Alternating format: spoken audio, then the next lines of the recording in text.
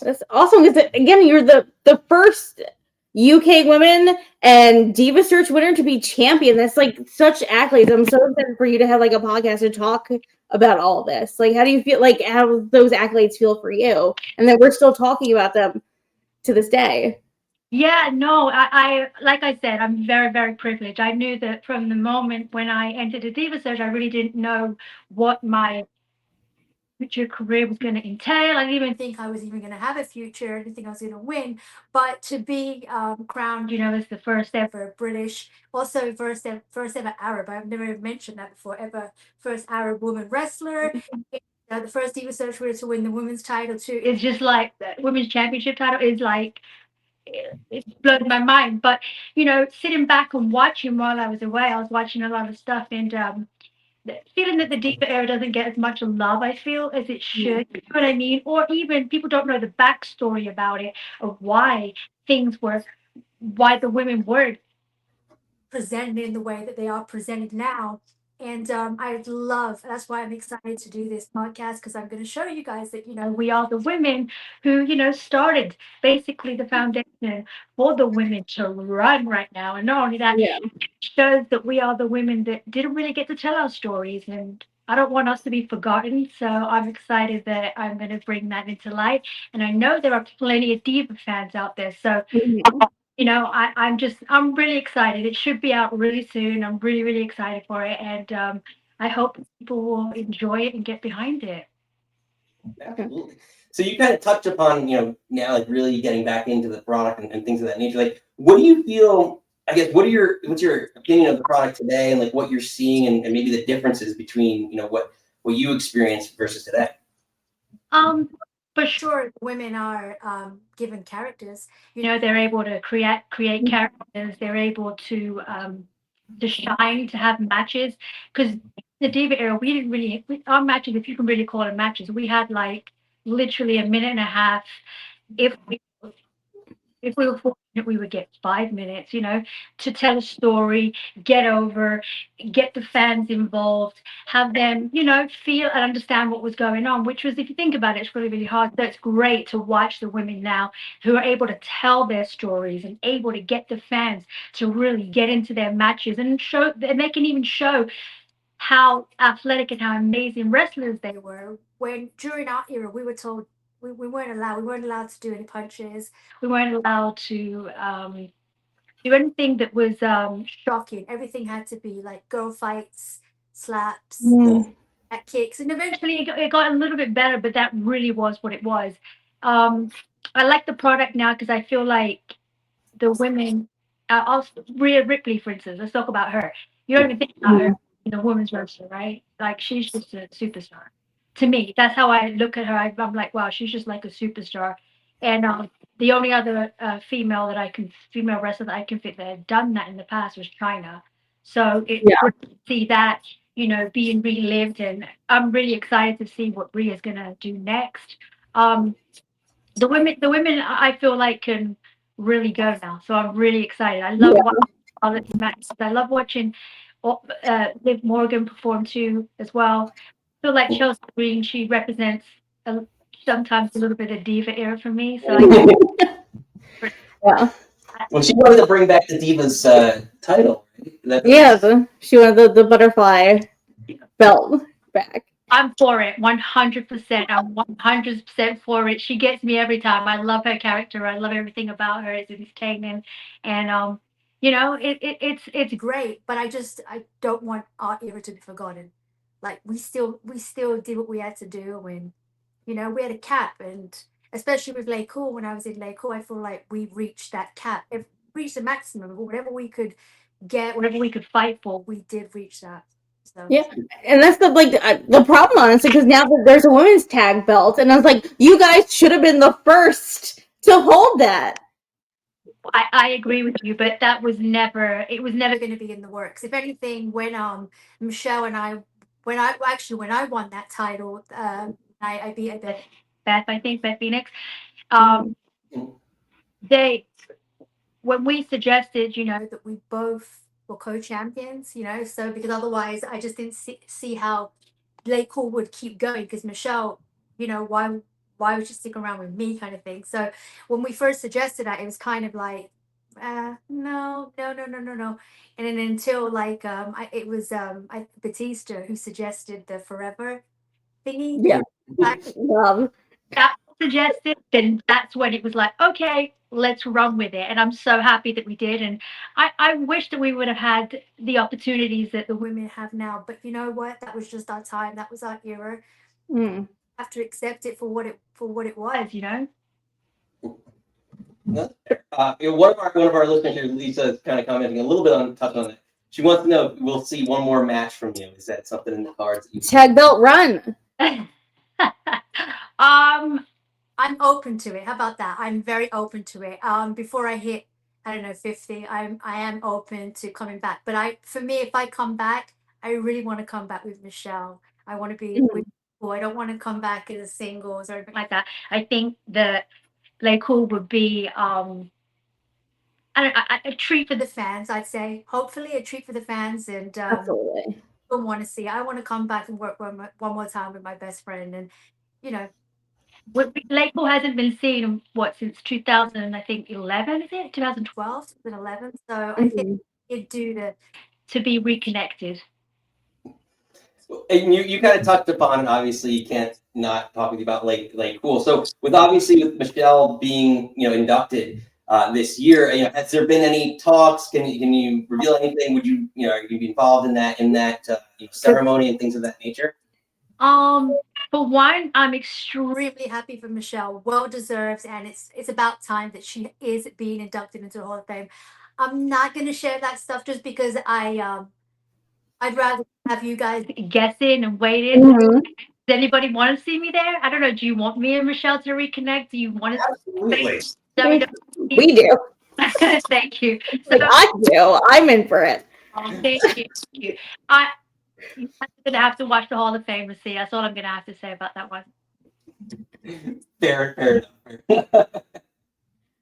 You slipped that in here. Like, I was gonna ask. I was like, oh, she's not gonna tell you. But like, oh, I'm gonna ask. I'm like, okay. Hey, you gotta ask, right? You never get an answer if you don't ask, right? I'm a salesperson. You have to ask. You always have to ask. No. You could just blink twice if it's happening. Come on, guys. Come on. You thinking? I'm sorry. Nikki? Sorry, I don't know. I told Nick I was gonna pivot for a second because it was like back my two worlds collided when the women's divas were on Project Runway. My mind blew up because I was like, oh, it's my wrestling thing, but also like my girly thing. And then like, how did you feel like being on Project Runway? Because that was like a phenomenal, like Christian has went on to do a bazillion things. I know this is a really bizarre question, but like, tough question. I'll be honest with you. I'm a huge fan of Project Runway. So when I heard that I was going to be on Project Runway, like my mind just was like, and if you watch, like I didn't walk like normal. I was walking like a fan, like this is like more of my little dream, you know what I mean? My little inner child dream of here I am on Project Runway. So no, it was phenomenal. Christian, he was like, you could tell that he was a star. Yeah. The get-go, like, but they were told that the designers were kind of just like, what? Like, you know what I mean? I think one guy even said, oh, we're doing the tacky, tacky contest. But we had a great time, and it brought on a huge viewership. I remember it was a really, really high viewership for them. So it was a great collaboration. I was ecstatic. I was in it. I was ecstatic. And I don't know, I think the other girls were too, There was stuff behind the scenes that we didn't talk about and stuff like that. But if you come to my podcast, the girls, we're going to get some stuff. We're going to try to get reeling me in. Yes, what stuff do you want to know that you never find out? So you gotta come to Lay Talk. So excited. I was like, I need to ask that question. You're like, it's like, I'll ask it. I'm a huge fan. Huge fan. Huge fan when it even first started, season 1. That's how much. Yes. Yeah. That's one of America's Next Top Model. Like I was always a fan, even though it's controversial now when it's like not politically correct. Those old episodes. That was my thing. That was like, yes. every night, every time it was on, every week. Yep. I was there with you. Snap. What's interesting is, you kind of talk about, obviously, probably one way, I kind of define it like reality TV shows, like similar, like filming. Like it feels like whether like in Diva Search, kind of instilling in the aspect of like behind the scenes, like the cameras are kind of always on, right? Like, do you feel like that was kind of like it was kind of the precursor, right, to all of that what we see now? Like you see all those Total Divas, Total Bellas. Yeah, well, not only that, but I'm like just the behind the scenes shot. Like there's angles that are being filmed like just for social media and like behind the scenes. Like you're always on. Did you feel like there was kind of like a turn in like the culture, so to speak, because like social media and things like that was getting big? Oh, absolutely, absolutely. The Diva Search was like seriously, it was an inside view into backstage and the girls and getting to know the girls besides the character and stuff like that. Yeah, I do think so. But I think when Total Divas came out, that totally was like amazing for women wrestling fans who wanted to get to know the divas more like that and see their world outside of wrestling. I thought it was phenomenal. I wish that during the Diva Search that they would have done it more like, like America's Next Top Model or like the Real World, where you would see the girls driving. Like, we're like, what? We have to drive 5 hours? We have to drive 4 hours? What the hell is this? Nobody can do. Plus the fights backstage, plus the bickering and the competition, like, and then the good times too. We had great times backstage. I wish we would have seen us being more scared. You know what I mean? A little more of that. But yeah, I'm actually excited. I want to look back on the Diva Searches. I really do. I feel like there's so much that we could touch on and, like you said, find out kind of thing what really happened with some of the girls, why some of the girls got eliminated, why some of the girls, stayed, some of the girls won, some of the girls didn't get chosen. I don't know. Yeah. That's fair. We got a question in the chat here from one of our regular students. What are your memories of being on NXT when it was a game show format and winning it? And also, what's it like to have an NBA championship ring? I'm so sorry. Say that again. The NXT what? When it was a game show format. Oh yeah. Oh, I'm sorry. we were the first what do they call us? I'm so sorry. The first female pros. Yeah. You're pro. Yeah, no, it was phenomenal. I'll be honest, it was a lot of fun. I loved how they put us with Cabal. I don't think we could have been with anybody else. At first, I think a lot of people were kind of like, "What? This is such a serious wrestler. This is like a great, amazing wrestler. They're gonna put him with Steve." What? Like what? But I think it worked really well. I actually enjoyed sitting up on the stage watching the guys compete. It was really fun for us, and it was entertaining for us, So I'm sure for the fans, it was entertaining. I'm trying to think back of some of that. There was moments where I still laugh about. Like I remember when was it Thaddeus who was carrying like the beer thing. Oh, the keg when they were running with the keg. Something.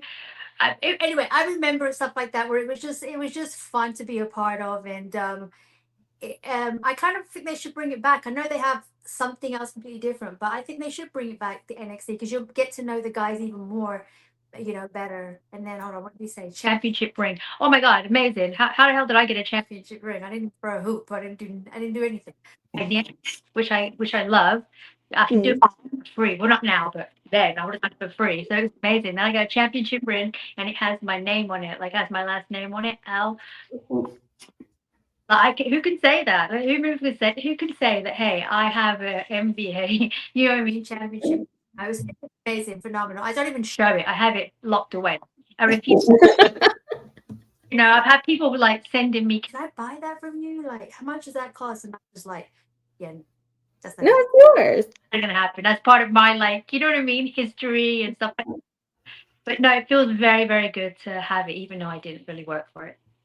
Did you feel like given your background, it was a little bit of easier to translate? Like, because again, it's a lot of choreographing, a lot of athleticism that's required. Like, how do you feel like that transition into wrestling, was for you given your background?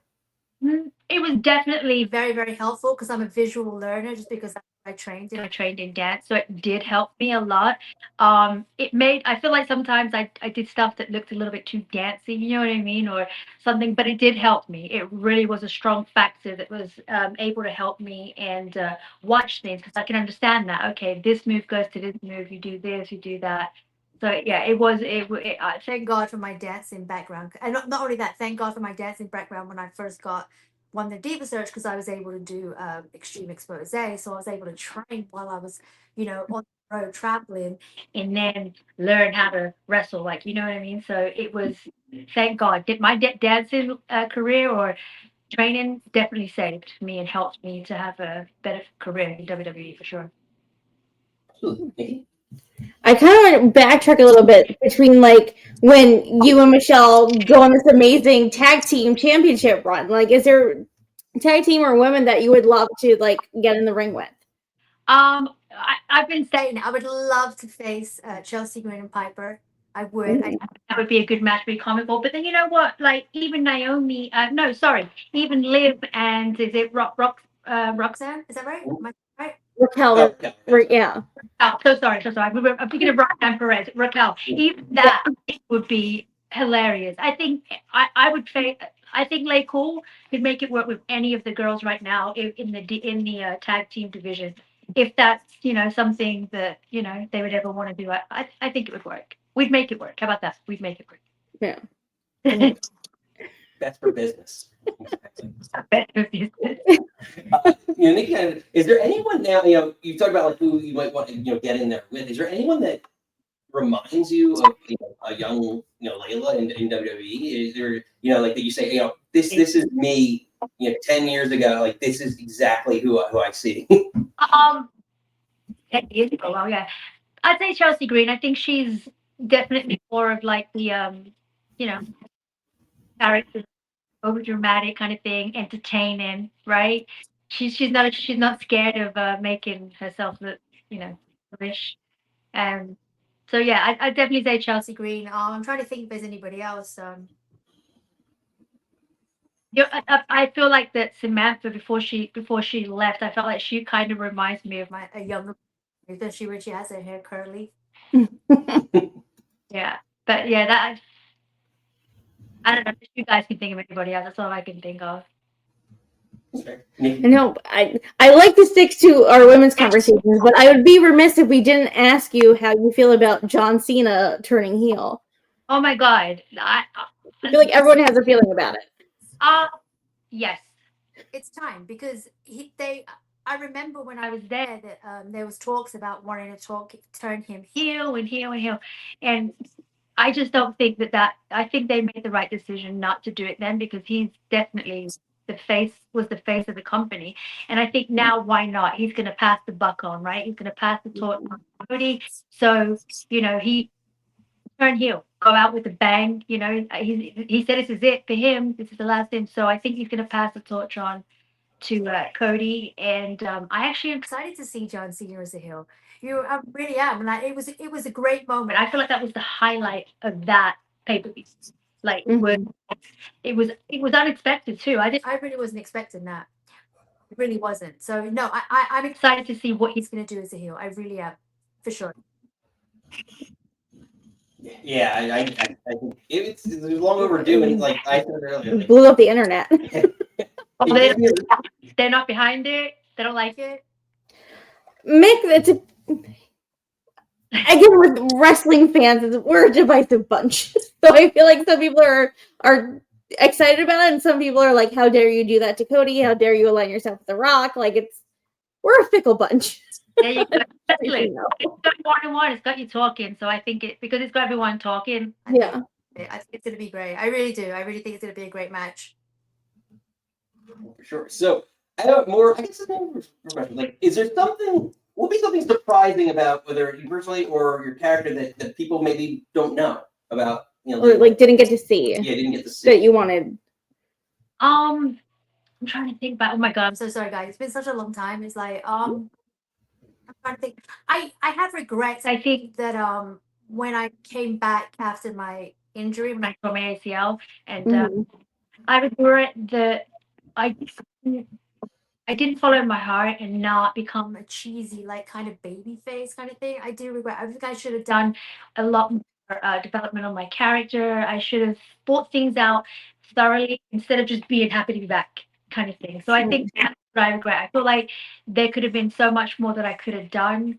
And unfortunately, like that just, I don't know, that didn't happen. But yeah, that's what I feel. I feel like I shouldn't have been a cheesy baby face. I think I should have totally had a different direction, a different way of thinking things out. That's fair. Nikki?